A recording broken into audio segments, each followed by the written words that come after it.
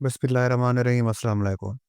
नाज़रीन, आज की वीडियो में हम आपको बताएंगे कि ग्रेग चैपल और सौरव गांगुली के दरमियान किन वजूहात की बुनियाद पे लड़ाई झगड़ा चलता रहा और किस तरह 2005 से 2007 तक इंडिया की क्रिकेट पर इसके असरात हुए। तो आपको बताते चलें कि ग्रेग चैपल को मई 2005 में सौरव गांगुली की सिफारिश पर ही इंडियन क्रिकेट टीम का कोच मुकर्रर किया गया था।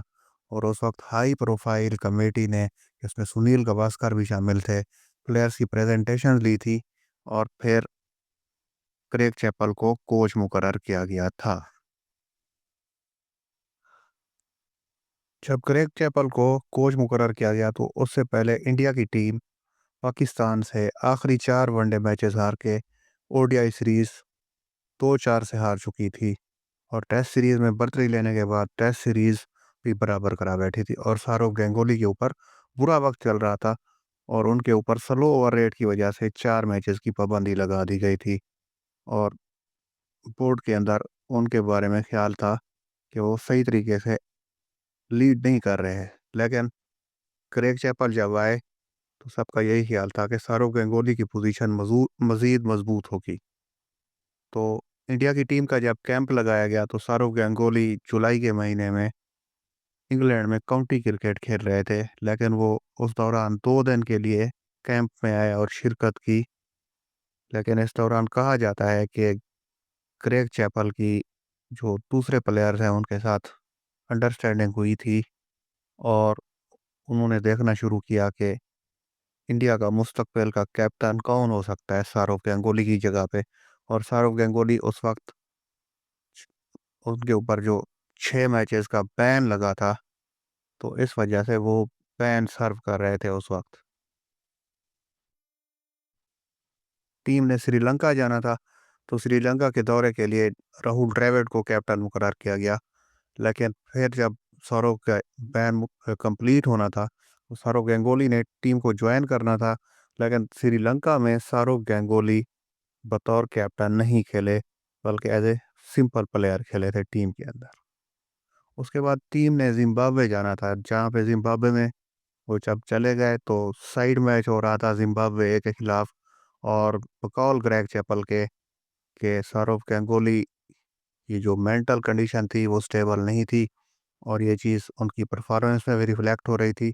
और उनका कहना है कि जब नई गेंद ली जाने वाली थी, दूसरी नई गेंद, तो सौरव गांगुली बैटिंग कर रहे थे, तो वो ग्राउंड छोड़कर आ गए और अपने फिजियोथेरापिस्ट से ट्रीटमेंट ले रहे थे। तो बकौल ग्रेग चैपल के उन्होंने जाके उनसे पूछा, तो उन्होंने कहा कि मुझे ये इंजरी हो गई है उसके बाद एल्बो की।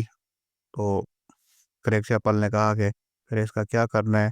तो सौरव गांगुली ने कहा कि ये पहले मैच से पहले ठीक हो जाएगी। और उसके बाद सौरव गांगुली ने जब क्रेग चैपल से डिस्कस किया कि उनको किस नंबर पर खेलना चाहिए, तो उन्होंने कहा कि ये तो आपकी मर्ज़ी के ऊपर डिपेंड करता है, लेकिन मैं आपको ये बात कह सकता हूँ कि आपकी टीम में जगह नहीं बनती। अगर आप कैप्टन ना हो तो आपकी टीम में जगह नहीं बनती। तो कहा जाता है कि सौरव गांगुली ने हैरान होकर पूछा, क्या आप सीरियसली कह रहे हो या मजाक कर रहे हो। तो ग्रेग चैपल ने संजीदगी से जवाब दिया था कि मैं सीरियस हूँ और ये बात मैं संजीदगी से ही कह रहा हूँ। और उनका ख्याल था कि मिडिल ऑर्डर में मोहम्मद कैफ और युवराज सिंह को मौके मिलने चाहिए बनिस्बत सौरव गांगुली के, जिनके ऊपर उस वक्त कोई अच्छा दौर नहीं चल रहा था। लेकिन सौरव गांगुली ने जब पहले टेस्ट मैच में हिस्सा लिया तो उन्होंने सेंचुरी स्कोर की और इंडिया की टीम एक इनिंग से वो मैच जीत गई। दूसरा मैच भी इंडिया की टीम ने 10 विकेट से जीता था और इंडिया की टीम ने सीरीज 2-0 से जीत ली थी। लेकिन उसी सीरीज के दौरान ही जब सीरीज जारी थी तो ग्रेग चैपल ने इंडियन क्रिकेट बोर्ड को एक ईमेल की थी, जिसमें उन्होंने सौरव गांगुली की खामियां बताई थी और उनके ऑन द फील्ड और ऑफ द फील्ड रवैये की शिकायत की थी। लेकिन वो ईमेल फिर लीक कर दी गई। कुछ लोग कहते हैं कि बीसीसीआई की जानिब से हुई, कुछ लोग कहते हैं कि बीसीसीआई को जब ये गई तो उन्होंने ये ईमेल सौरव गांगुली को फॉरवर्ड की और सौरव गांगुली की तरफ से लीक हुई। बहरहाल ये अभी तक क्लियर नहीं है कि ये लीक कैसे हुई, लेकिन वो ईमेल लीक हुई जिसमें चैपल साहब ने सौरव गांगुली के रवैये की कंप्लेंट की थी बीसीसीआई को, और ये ज़ाहिर किया था कि उनके रवैये का भारत की परफॉर्मेंस पर किस तरह से असर पड़ रहा है। तो उसके बाद जब इंडिया की टीम दौरा मुकम्मल करके वतन वापस पहुंची तो दोनों की इंक्वायरी रखी गई, और वहां पर इंक्वायरी मुकम्मल होने के बाद दोनों को ये कहा गया कि आपने खामोश रहना है, और एक प्रेस रिलीज जारी किया गया कि दोनों के दरमियान जो मसाइल थे वो ज़ाती नौयत के नहीं थे बल्कि टीम के मफाद के लिए थे, और अब वो सेटल हो गए हैं और दोनों मिल के चलने के लिए तैयार हैं एक दूसरे के साथ। लेकिन उसके बाद उसी दिन सौरव गांगुली ने होटल के बाहर प्रेस कॉन्फ्रेंस की थी और ये कहा था कि मुझे बोर्ड ने तमाम इल्ज़ामात से बरी कर दिया है, लेकिन मैं टीम के मफाद के लिए ग्रेग चैपल के साथ मिल के चलूँगा और इंशाल्लाह इंडिया की टीम आगे बढ़ेगी। तो ये सौरव गांगुली ने अपनी मुख्तसर प्रेस कॉन्फ्रेंस में कहा था। उसके बाद सौरव गांगुली ने बोर्ड को ये आगाह किया कि उनकी फ़िटनेस ठीक नहीं है, और उन्होंने डोमेस्टिक का टूर्नामेंट हो रहा था, उसमें उन्होंने हिस्सा नहीं लिया और फ़िटनेस का जवाब दिया था। तो अगले दौरे के लिए जब श्रीलंका की टीम ने इंडिया में आना था, तो सौरव गांगुली की फ़िटनेस को बुनियाद बना के उनको टीम से ड्रॉप कर दिया गया था, और उनको ये कहा गया था कि अपनी फ़िटनेस साबित करने के लिए वो डोमेस्टिक टूर्नामेंट में हिस्सा लेंगे, और जब उनकी फ़िटनेस प्रूव हो जाएगी तो उनको फिर टीम में शामिल किया जाएगा। लेकिन बाद में जो टेस्ट मैचेस की सीरीज़ हुई थी, उसमें सौरव गांगुली को टीम से ड्रॉप कर दिया गया था, और फिर क्लियर हो गया था कि ऑफिशियली अब राहुल द्रविड़ ही इंडियन टीम के कैप्टन होंगे, और ये खबर सौरव गांगुली के लिए एक झटके से या शॉक से कम ना थी। उसके बाद पाकिस्तान के दौरे के लिए जब टीम का ऐलान हुआ टेस्ट टीम का, तो उसमें सौरव गांगुली को अगरचे शामिल किया गया, लेकिन उनकी प्लेइंग 11 में जगह काबिल बहस थी, और इवन लाहौर में जो टेस्ट मैच खेला गया पहला, उससे काबल टीवी स्क्रीन पर कैमरे ने ये सीन भी रिकॉर्ड किए कि सौरव गांगुली और टीम के कैप्टन राहुल द्रविड़ और ग्रेग चैपल के दरमियान बहुत तल्ख अंदाज में गुफ्तगू हो रही है, और फिर कहा यही जाता है कि गुफ्तगू का मौजू था कि आया सौरव गांगुली को टीम में शामिल किया जाए या ना किया जाए, और बेल आखिर उनको टीम में शामिल किया गया था, और उनको मिडिल ऑर्डर में खिलाने के लिए उस मैच में राहुल द्रविड़ ने एक बैटिंग फ्रेंडली विकेट के ऊपर, जहाँ पर पाकिस्तान ने 600 प्लस रन किए थे, वीरेंद्र सहवाग के साथ ओपनिंग की थी और रिकॉर्ड साज इनिंग्स खेली थी। 400 plus opening partnership Virender Sehwag के साथ मिलकर बनाई थी।